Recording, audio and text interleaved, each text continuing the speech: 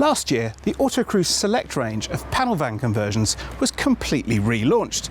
There was a very temptingly cheap base model and then 4 fiendishly complicated packs that you could add to make the van as luxurious as you wanted.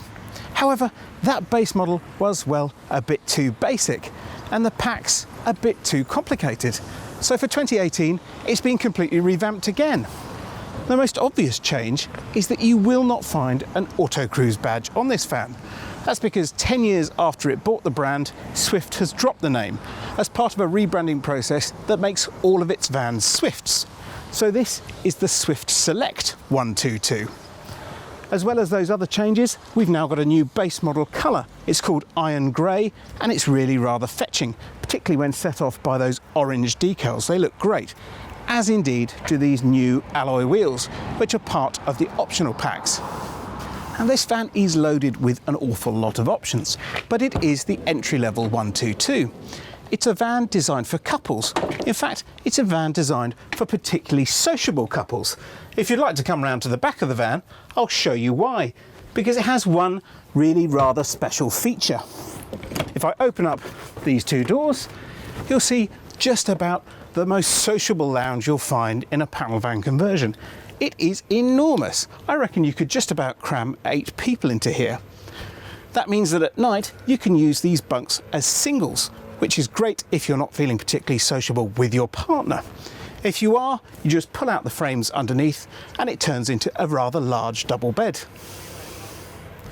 As well as making up a big bed, it means big storage in here, and it's great to see you can access it both from a drop-down flap underneath and from these 2 hatches in the ends of the sofas. Fantastic. There's also 6 overhead lockers in here, and while we're up there you can see there's a couple of speakers. Now they are standard fit in the 2018 Select, having previously been part of one of the options packs, as were, would you believe, fresh and waste water tanks and rear windows in both of the rear doors. Of course, we'd be kidding ourselves if we said that this van doesn't have any options fitted. It has rather a lot of them, including this rather snazzy Swift Shield upholstery. It also has both of the options packs available on the Select. And if you'll excuse me a sec, I shall just get my crib sheet in order to tell you what that means. It has a driver's pack, which means 130 horsepower diesel engine instead of the standard 115, plus cab aircon, cruise control, captain's chairs, passenger and driver airbags, height adjustable seats, body coloured bumpers and black cab trims.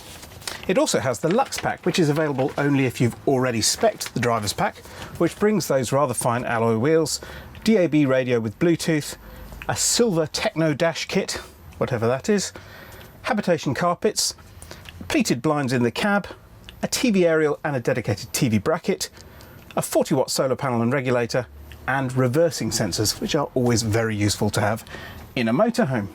Now, of course, as this is the only living area, this is where you'll also be doing your dining and your drinking. To do so, you're going to need a table. Well, luckily, I have a solution.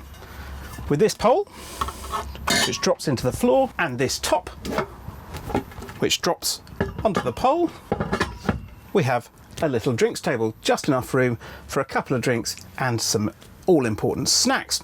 If, however, you need a bit more than just a bowl of crisps, well, we just take off the top and swap that lid for this one, which does mean a fairly long cantilever. I'm not sure you'd want to put too much weight on this end of the table. It also means if there's more than 4 of you in here, it's going to be a bit of a stretch, but it's a pretty decent size, certainly for a couple, and after all, this is a couple's van. Not that both of you are likely to fit in the offside washroom anytime soon, because it's really much more of a wet room, but there's everything you could need with an electric flush loo, a mirrored bathroom cabinet, a shower curtain and an Orbit showerhead. There's even a drop-down sink to make the most of the space available. Inevitably, with a bathroom on the offside, the kitchen here on the near side is going to be a little bit squeezed, as is the corridor between them. But in fact, the kitchen does pack in an awful lot. Instead of last year's tiny 2-ring hob in unit with the sink, there's a proper 3-burner hob and a combined oven and grill beneath it. And the sink itself is really quite large. With both lids up, you don't get much in the way of food prep space, but you can always drop them, and at the end here, there's a lift up worktop flat above a decent sized bin. Over here on the offside, there's another spec upgrade with a proper fridge in place of last year's rather tiny Waco item. And above it, well, there's even space to fit in a wardrobe, which is where you'll put the leg and the coffee table bit of your rear table when they're not in use. The main table, well, that goes up here above the cab. Talking of the cab, it's pretty much standard Ducato fare in here. Not that that's a bad thing. They're great to drive, and it's pretty roomy for two and nice and bright.